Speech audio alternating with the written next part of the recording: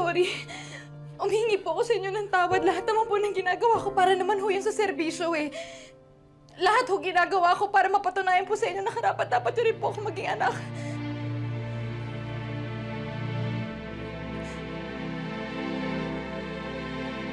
Ang paghingi mo ng tawad? Sa tingin mo mabubura ang ginawa mo? Matatanggal ang suspension mo? Mabubura ang dungis sa pangalan ko? Dad, I'm sorry.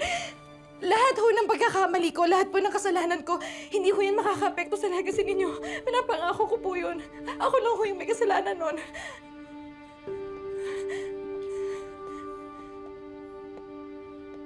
That's easy for you to say. Bawat kilos mo, sa akin nakatingin ng tao. Bawat pagkakamali mo, kahihiyan ko. You listen to me, Sam! Hindi lang kahihiyan ang dinala mo sa pamilya natin. You also brought us so much pain.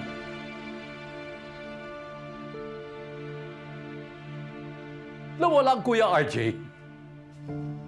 Dahil sa ginawa mo, ang dahil kong pangarap para sa kanya. Para sa pamilya natin. Ngayon nawala na ang lahat.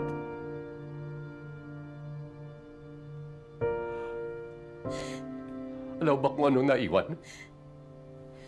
Alam mo?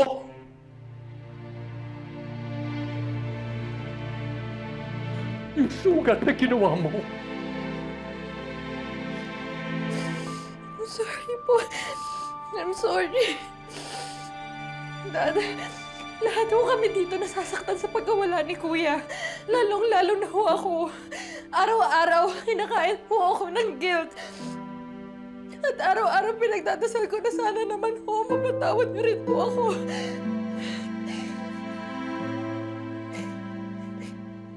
I don't think that's ever going to happen.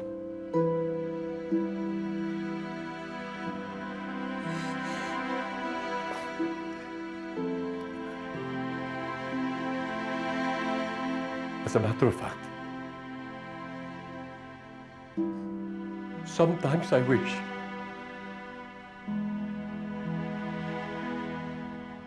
na ikaw na lang sana ang nawala.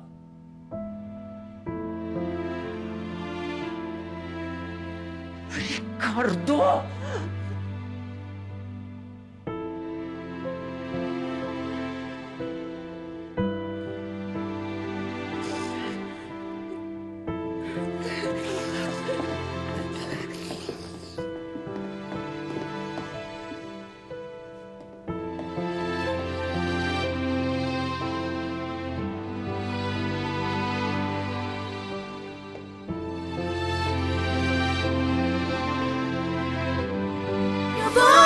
Nag-aadab na puso, ikaw